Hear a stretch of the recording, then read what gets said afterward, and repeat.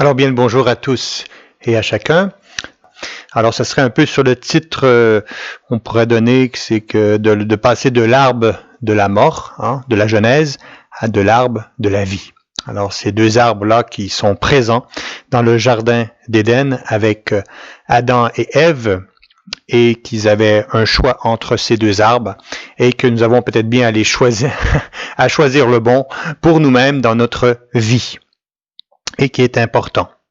Alors, pour montrer un peu justement ces deux arbres, eh bien, l'importance peut-être bien de ce premier arbre de la mort qui était là, alors au tout début, alors qui est imagé pour nous aider à comprendre. Et je trouve que c'est important de pouvoir comprendre un peu comment si je pourrais dire un peu, le Seigneur fonctionne, si je pourrais dire comme ça. La première image que Dieu a donnée, c'est un arbre. Dieu s'est présenté comme un arbre de vie, bien sûr, mais il y avait dans le jardin aussi l'arbre de la mort. Alors pour moi, ça m'interpelle du fait que, voilà, dans un arbre, il y a des racines, il y a un tronc et il y a des branches. Alors, c'est important de pouvoir comprendre un peu quand on voit un arbre, c'est la première image que Dieu nous donne, quoi. Et vis-à-vis du début avec la Genèse, on voit avec Adam et Ève qu'une fois la première chose, la tentation un peu du serpent, ça a été, mais vous serez comme des dieux. Alors, une tentation vraiment de l'orgueil, vous serez comme des dieux, comme si Dieu aurait caché quelque chose, vous serez comme des dieux. Et en prenant peut-être bien ce fruit, justement, qui était donné, il leur a donné justement cet orgueil qui est une des grandes racines, de deux grandes racines de l'arbre de la mort. Et après, on nous dit un petit peu plus tard que Dieu se baladait dans le jardin et qu'il cherchait Adam et qu'il eut peur. Il eut peur. Où es-tu, Adam? Et il se cachait de Dieu. Et tout ça gravite du fait dans notre insécurité. Nous sommes dans l'insécurité depuis la chute d'Adam et Ève. Et si on était en Dieu, on était bien, quoi. On était en sécurité dans les bras de notre Père du ciel. Alors on voit que cette racine de cet arbre de mort, s'enracine dans l'insécurité. Et à partir justement de cette insécurité, ces deux grosses racines de la peur et de l'orgueil fonctionnent, si je pourrais dire, ensemble, se croisent. Alors, soit qu'on est vraiment dans la peur, ou soit souvent qu'on est dans l'orgueil. Et c'est souvent ça dans notre quotidien qui engendre après plein de, si je pourrais dire, de mauvais fruits. Et là, il y en a plein dans les branches qu'on voit qui sont là, l'autojustification, la rébellion, le mensonge, le rejet, l'indépendance, le perfectionnisme, l'auto-accusation, la tristesse, l'isolement, la honte. Alors voilà, on pourrait en rajouter d'autres qui sont là. Mais comme on sait comment fonctionne un arbre, ça fonctionne du fait que ça prend la sève pour monter dans les branches. Et ça, c'est tout là qui est important, d'où nous tirons notre sève. Et ça, c'est très, très important. C'est ça qui nourrit la culpabilité, la honte et bien d'autres choses, des pensées de mort, des pensées tortueuses. Alors, tout ça gravite vraiment vis-à-vis sous terre.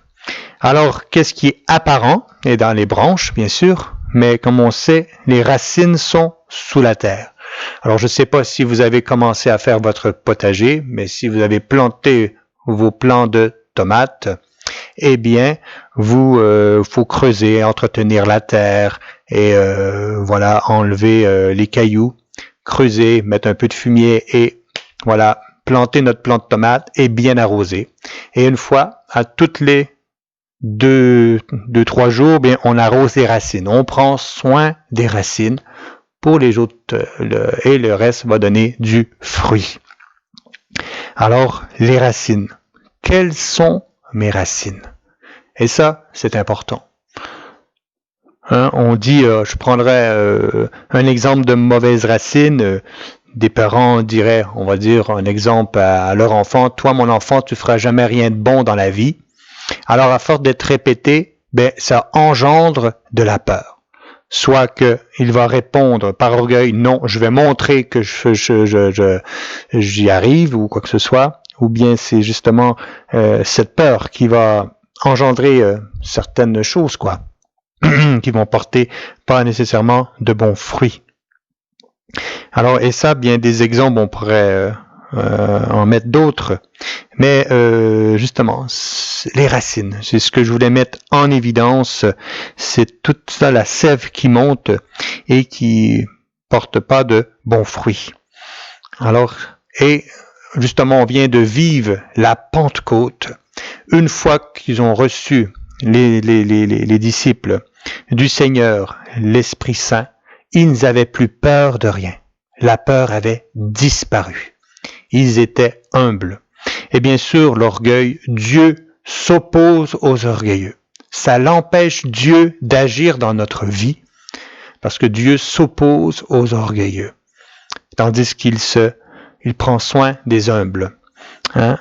Comme voilà le Magnificat de la Vierge Marie. Mon âme exalte le Seigneur en Jésus, en Dieu mon Sauveur. Il s'est penché sur son humble servante. Dieu se penche sur les humbles servants. Alors, ayons cette humilité, justement, le contraire de l'orgueil, et cette confiance.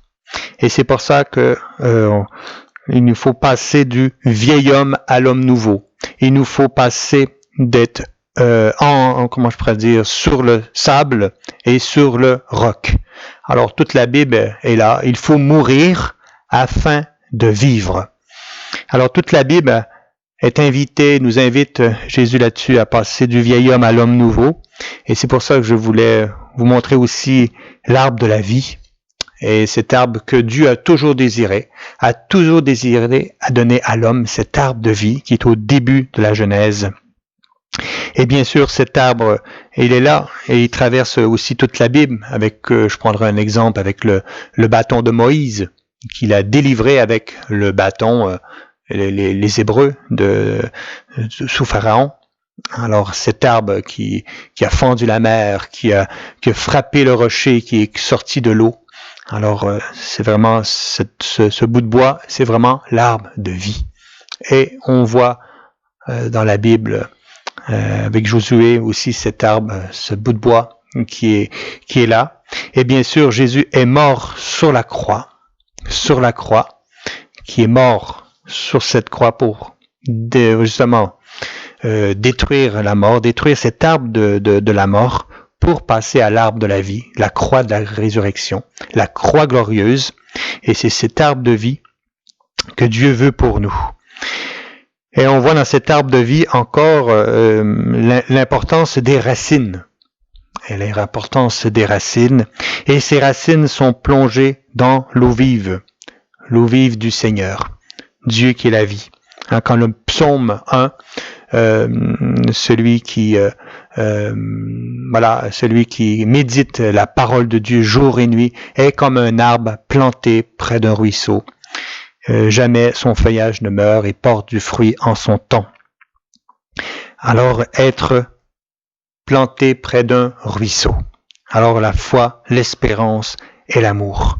Alors, c'est là qu'on tire par les racines, bien sûr, l'eau vive du Seigneur. Et ces trois racines sont très, très importantes. Et on voit la racine la plus profonde, c'est l'espérance. C'est l'espérance. C'est elle qui descend le plus en profondeur dans cette grâce qui est là. Et on voit le mot grâce, cadeau immérité, Dieu fait grâce. Et c'est nous qui devons nous enraciner par notre foi, notre espérance et par amour dans le Christ. Et combien de fois Jésus a dit, demeurez en mon amour, demeurez en moi, demeurez en moi, demeurez en moi. Saint Jean en parle continuellement de demeurer dans son amour, demeurer dans le Christ. Et pour moi, ce mot demeurer, et c'est peut-être bien le mot enraciner, mais je dois m'enraciner dans le Christ, m'enraciner en lui, dans sa grâce, dans son amour. Et après, mais ça porte toutes sortes de fruits. Et justement, Saint Paul nous parle des fruits de l'esprit. Porter du fruit. Hein? Il faut mourir afin de vivre pour porter du fruit et du fruit en abondance. Toutes sortes de fruits, la paix, la douceur, la joie, la fidélité, la bienveillance, la douceur.